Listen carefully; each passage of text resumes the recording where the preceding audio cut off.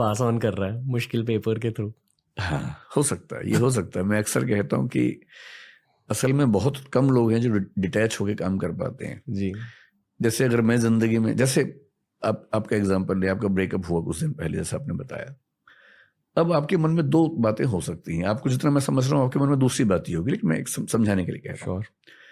कुछ लोग इस माइंडसेट में आ जाते हैं कि मेरा हुआ है तो फिर कोई भी प्रेम ना कर पाए दुनिया में, कोई भी करेगा तो मुझे जलन होगी, चुभन होगी। ये वो स्थिति है जब मैं चाहता हूं कि मेरा दुख हर आदमी का दुख बन जाए। जी। और सुख के मामले में उल्टा चाहते हैं कि सबका सुख मेरा सुख हो जाए और दुख मेरा सबका हो जाए। इंसान के बड़े होने का मतलब है कि जब दुख हो तो वो अकेला झेले, सुख हो तो बांटे। तो मेरा ब्रेकअप हुआ लेकिन किसी और का ना हो जी। और मैं तो वजह ना ही बनूं, एक ये अप्रोच है।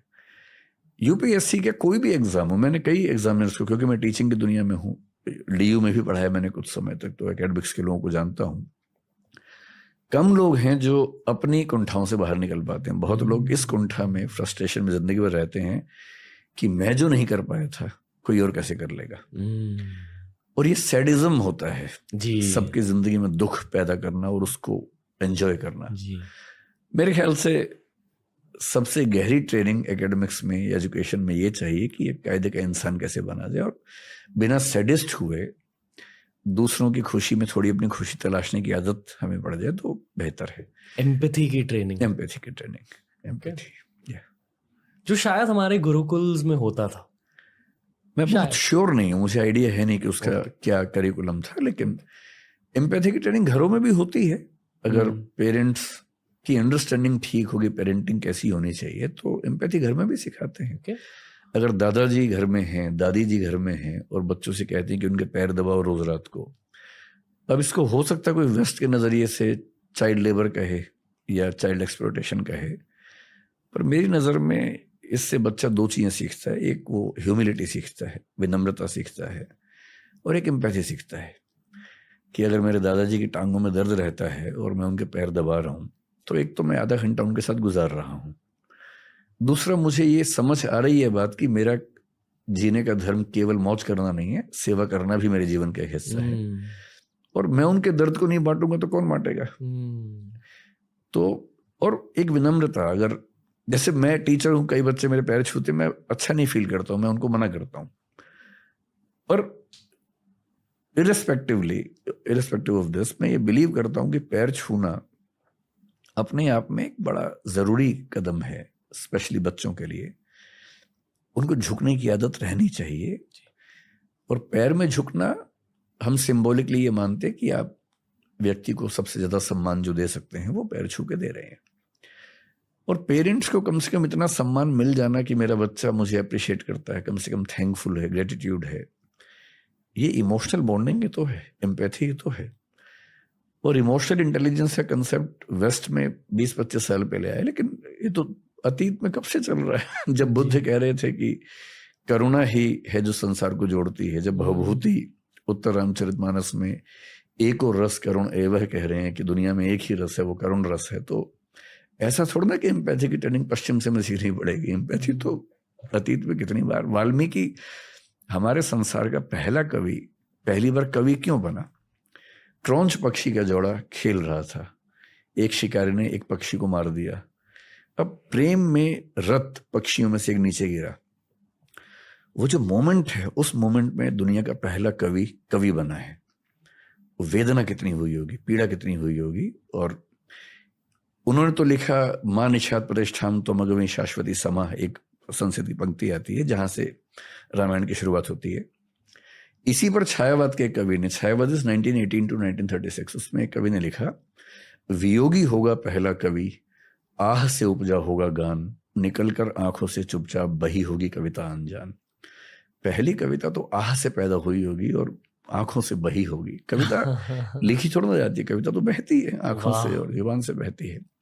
कालिदास ने मेघदूत लिखा, मेघदूत में यक्ष है, यक्षिणी है, उनके प्रेम की कहानी है, विरह की कहानी है।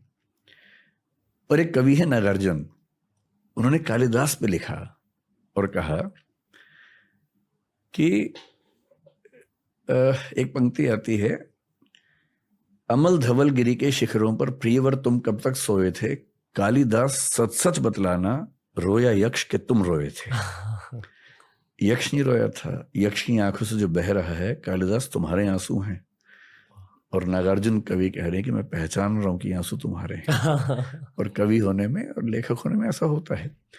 और ये बात ठीक है, एम्पैथी ना हो, अल्टीमेटली इंसान होने का सबसे गहरा मजा तो इमोशंस में ही है। और यदि आप इमोशनली कनेक्ट नहीं कर पाते हैं दूसरों के साथ, और कनेक्ट करने का मतलब है उनके दुख में उनके साथ खड़े होना। आई होप कि वो पेपर सेटर्स ये पॉडकास्ट सुन रहे हैं ताकि अगले साल आसान पेपर निकल मतलब के। आसान पेपर से भी सिलेक्शन उतना ही होंगे, इससे कुछ फर्क नहीं पड़ेगा। फिर भी अंतर सिर्फ है कि सीसेट के पेपर में, क्योंकि वो क्वालिफाइंग है और आप बहुत अच्छे बच्चों को बहुत मामूली वजह से डिस्क्वालीफाई कर देते हैं, ये थोड़ा चुभने वाली बात है। ओके, पर फेलियर्स को थोड़ा एड्रेस करते सर। बहुत सारे लोग, मैं उन्हें इतना ही कहूंगा कि जो इस बार पेपर था सीसेट का, अगर आपका मैथ्स बहुत खराब है तो बस अगली बार से इतना ध्यान रखें कि सबसे पहले कॉम्प्रिहेंशन के ही सवाल करें, नंबर 2 पर रीजनिंग के सवाल करें, प्रैक्टिस करें कि पहले इनके सवाल कैसे करने हैं। और किसी भी हालत में 35 क्वेश्चंस आ ही जाते हैं जी, out of 80। So if you can do 31 questions out of 35 right, you are through. और ये इतना मुश्किल नहीं है। यहाँ तक कि 35 क्वेश्चन में 30 भी ठीक कर देंगे और बाकी 45 क्वेश्चन छोड़ भी देंगे, तब भी क्वालिफाई कर लेंगे। और जो लोग इसे अपना लास्ट अटेम्प्ट मानते हैं उन्हें आप क्या कहना चाहोगे? मैं ये कहूंगा कि या तो मैथ्स सीख लें, अगर मैथ्स में दिक्कत बहुत ज्यादा है तो रीजनिंग कॉम्प्रिहेंशन में खूब प्रैक्टिस करें। ओके, इतनी प्रैक्टिस करें कि वो, क्योंकि क्या होता है कि 80 क्वेश्चंस 120 मिनट में करने हैं तो you have 1.5 minutes per question. But if you decide that you will attempt only 40 questions, then you have 3 minutes per question. तो हर क्वेश्चन में 3 मिनट लगाने का चांस मिल जाता है। और वो 2 ही सेगमेंट्स करें, 40 ही क्वेश्चंस करें। जब क्वालिफाई ही करना है 27 क्वेश्चन ही कर रहे हैं। होता क्या कि मैथ्स के क्वेश्चन जिन्होंने उठाए इस बार पहली बार, मुझे एक IIT के बच्चे ने बताया कि 8 मिनट पर क्वेश्चन की एवरेज इस बार आ रही है जो सॉल्व कर रहे हैं। इतना मुश्किल पेपर है। अब क्वेश्चन पेपर की डिमांड है 1.5 मिनट में एक क्वेश्चन करना है, आपके क्वेश्चंस का लेवल 8 मिनट वाला है। तो जो मैथ्स में उलझा जनरली फंस गया। So I will suggest through your podcast कि कॉम्प्रिहेंशन और रीजनिंग के क्वेश्चंस को चुन चुन के पहले सॉल्व करें जल्दी से जी। 1.5 घंटे के अंदर 40 क्वेश्चन कर लें। उसके बाद मैथ्स के वो क्वेश्चंस करें जो उनको आते हैं। And if you can attempt 40-45 questions, it's fine. Okay, अगर आप पेपर सेटर होते हैं या नॉट इवन पेपर सेटर, अगर आप पूरे UPSC को हेड कर पाते जी, आप पूरे सिस्टम में क्या चेंजेस लाते सर? पूरे सिस्टम में। I am sure this is something you thought about at some point. I think almost every day about this. क्योंकि देखिए, पहली बात, UPSC सच में एक बहुत ही शानदार इंस्टीट्यूशन है। इस पे कोई मतलब किंतु परंतु का मामला नहीं। आप ये जानते हो कि आप देश के एक बहुत बड़े इन्फ्लुएंसर हो इस डोमेन के ना। I know. तो जो आप बोलोगे, मैं बहुत सोच समझ के बोल रहा हूँ जी। और मुझे ये भी ध्यान है कि 2014 के मूवमेंट में मैंने UPSC के खिलाफ खूब जम के बोला था, कई TV चैनल से बोला था, कहा था कि UPSC is not a divine institution. मैं अपनी बात पे कायम हूँ, डिवाइन नहीं है। और ये बात सही है कि UPSC is one of the best institutions of the country. क्योंकि क्या होता है, जब आप सिस्टम चलाते हैं तो दिक्कतें अलग होती हैं। सिस्टम को क्रिटिसाइज करना बहुत आसान होता है। Since I am running an institution of my own, हम लोग 1500 लोग काम करते हैं दृष्टि में, हम लोग मिलकर चलाते हैं इंस्टीट्यूशन। क्या होता है कि आलोचना करना इतना आसान काम है, आप कोई भी एक लूप होल ढूंढेंगे, आलोचना कर सकते हैं। पर सिस्टम को चलाना इस तरह से कि उसमें एक भी लूप होल ना हो, बहुत मुश्किल काम होता है। So when I empathise with the members of UPSC as well, तब मैं ये बात कहना चाह रहा हूं, जनरली वो कोशिश करते हैं चीजें ठीक रहें, एक्सेप्ट कभी कभी उनके कुछ मेंबर्स की राय ऐसी होती है जिससे हम एग्री नहीं कर सकते। जैसे 2008 से 14 के बीच में UPSC में बहुत चेंजेस हुए, ड्रास्टिक चेंजेस हुए, जो मैं आज तक मानता हूं कि वो ठीक नहीं है। उनमें कई चेंजेस सीधे इंडियन लैंग्वेजेस के खिलाफ थे, नहीं होना चाहिए। एक लेवल प्लेइंग फील्ड होनी चाहिए, कोई भी भाषा हो, अंग्रेजी है, हिंदी है, मराठी है, तमिल है, किसी को नुकसान क्यों होना चाहिए? शहर का बच्चा, गांव का बच्चा, किसी को नुकसान क्यों होना चाहिए? पर जब आप कुछ ऐसी चीजें इंड्यूस करते हैं जो सीधे सीधे किसी को नुकसान पहुंचाती हैं, तो सवाल उठता है कि ये गलत अप्रोच है आपकी। तो UPSC in general is a good institution, this is the starting point. उनको प्रीलिम्स में मैथमेटिक्स का जो मानिया उनके दिमाग में बैठा हुआ है और जो फोबिया बच्चों के दिमाग में, उससे थोड़ा सा बचना चाहिए, है ना। इतना मैथ जितना यूपीएससी के पास चाहिए, एक आईएएस को कितना मैथ चाहिए भाई जी। क्यों उसको बहुत गहरे प्रश्न मैथ्स के आने चाहिए? उसको इतना आना चाहिए कि वो टेबल्स ग्राफ बना सकता हो, समझ सकता हो, कैलकुलेशंस कर सकता हो, कोई रिपोर्ट आई है कैलकुलेशन से चेक कर सकता हो, उसकी कैलकुलेशंस फास्ट भी हों, यहाँ तक समझ में आता है। डेटा इंटरप्रिटेशन कर सकता हो, डेटा सफिशिएंसी देख सकता हो, डेटा मैनिपुलेशन तो नहीं लेकिन डेटा एनालिसिस कर सकता हो, ये सब पूछ लीजिए। लेकिन जानबूझ के इतना मुश्किल बनाना कि वो केवल वही लोग कर सके जिनका मैथ्स बहुत गहरा है, इसकी जरूरत नहीं है। रीजनिंग में जरूरी है भाई, अब वो पूछ ही रहे हैं। और सरप्राइजिंगली सीसेट में 2 सेगमेंट्स हैं, एक है इंटरपर्सनल स्किल्स और एक है डिसीजन मेकिंग। उस पर एक भी सवाल नहीं पूछ रहे 4-5 साल से, जबकि when you become an IAS or IPS officer, basically what you have to do is you have to take decisions, you have to communicate with the public. उस पर आप सवाल ही नहीं पूछ रहे, एक भी नहीं पूछ रहे सवाल, जबकि पहले 10 सवाल आते थे, 10 से 9 हुए, 8 हुए, उसके बाद 4-5 साल से 0 है। तो मुझे लगता है कि फोकस को लेके थोड़ा देखना है। मेंस उनका जनरली इस समय ठीक है, बस उसमें थोड़ी सी ऑब्जेक्टिविटी ऑफ इवैल्यूएशन में, मॉडरेशन, स्केलिंग सारे सब्जेक्ट्स के बीच में, मीडियम्स के बीच में, मुझे लगता है कि स्केलिंग के मामले में थोड़ा सा वो कमजोर हैं। मीडियम्स के बीच में वो हो सके तो अच्छी बात है, किसी को फायदा ना पहुंचे लेकिन किसी को नुकसान ना पहुंचे, बेसिक बात सिर्फ है। Interview is so subjective, interview के लेवल पर तो मुझे नहीं पता वो ऐसा क्यों नहीं कर पा रहे, या तो रिसोर्सेस की दिक्कत है या पॉलिसी पैरालिसिस है।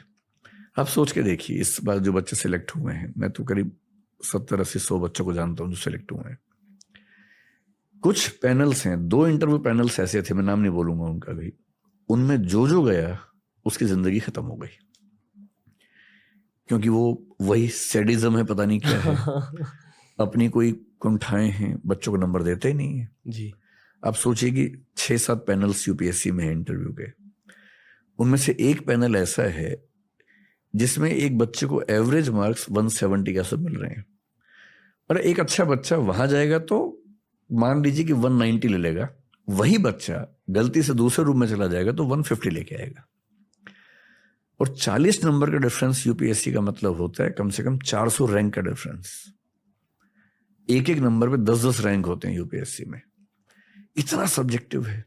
फिर मैं वो कहूंगा, वो कोशिश करते हैं, वो मीटिंग्स करते हैं, अच्छा एवरेज सब पैनल्स की ऑलमोस्ट सेम आ जाती है, बस डिफरेंस का है डेविएशन में। अगर एक बोर्ड में सबको 160, 180, 160, 180, 170, 170 मिल रहे हैं और दूसरे में 130, 210, 125, 205 ऐसे मिल रहे हैं, एवरेज सेम आ गई जी। लेकिन आप किसी बोर्ड में जाएंगे तो 170 के ऊपर जा ही नहीं सकते। किसी में आपको 200 प्लस का स्कोप मिल जाता है, किसी में 130 पाने का रिस्क हो जाता है। तो मैं कई बार सोचता हूं, अगर यूपीएससी मुझसे, खैर पूछते नहीं वो लोग, मैं तो चाहता हूं कि सरकार पूछे मुझसे कभी, अगर पूछे तो।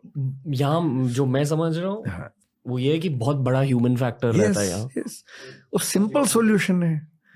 आप 275 मार्क्स का एक इंटरव्यू ले रहे हैं, आप 100 के 3 कर लीजिए जी, 3 पैनल्स में इंटरव्यू करवा दीजिए। रिसोर्सेज की दिक्कत है, कुछ और मेंबर्स लाइए, टाइम बढ़ाइए, कुछ भी कीजिए भाई, ये देश का भविष्य है, किसी बच्चे का भविष्य है। आप केवल कुछ रिसोर्सेज बचाने के लिए एक ऐसे व्यक्ति को आईएएस बना देंगे जो अगले 35 साल तक परेशान करेगा आपको। इससे बेहतर है कि आप 3 इंटरव्यू ले लीजिए, या एआई लाइए एक ही इंटरव्यू में, एक एआई बॉट लाइए जो हो सकता है इंटरव्यूअर्स को रिप्लेस कर सके। हो सकता है आगे चल के ऐसा बूम। नहीं मस्ती कर रहा हूँ, मैं बहुत रिस्पेक्ट करता हूँ हर इंटरव्यूअर की, सेडिज्म को भी रिस्पेक्ट करता हूँ इन सम वेज। मैं समझता हूँ जो कष्ट आपके दिल में, आप बेसिकली स्टूडेंट्स पर वो कष्ट फेंक रहे हो, पर नहीं, ऐसा नहीं है कि वो मेंबर जानबूझ के नंबर कम दे रहे हैं, उनके दिमाग में बैठा हुआ है। जैसे आप स्कूल में जब पढ़ते होंगे जी, कुछ टीचर्स का मार्किंग पैटर्न काफी लिबरल होगा, कुछ का बहुत टफ होगा। जो जिंदगी में खुश थे उनका लिबरल, मतलब वो भी एक पॉसिबिलिटी है, पॉसिबल एक्सप्लेनेशन है। ऐसा हो सकता है कि जिंदगी में खुश है पर उसने बचपन में देखा कि सबसे अच्छे आंसर पे 10 में से 6 नंबर मिलते हैं, तो उसके दिमाग में बेंचमार्क 6 का बना हुआ है, वो 6 के ऊपर जाता ही नहीं है जी। एक दूसरा व्यक्ति हो सकता है कि जिंदगी में बहुत खुश ना हो पर बेंचमार्क उसके दिमाग में 8 का बना हुआ है जी, वो 8 तक जाता है। और इतना सब्जेक्टिव है कि यूपीएससी मेंबर्स को कितना समझाए कि बराबर करो। इसका सॉल्यूशन सही बात यह है कि आप एक इंटरव्यू के बजाय 2-3 कर लीजिए, तो कम से कम जो स्कोप ऑफ सब्जेक्टिविटी कम हो जाएगा।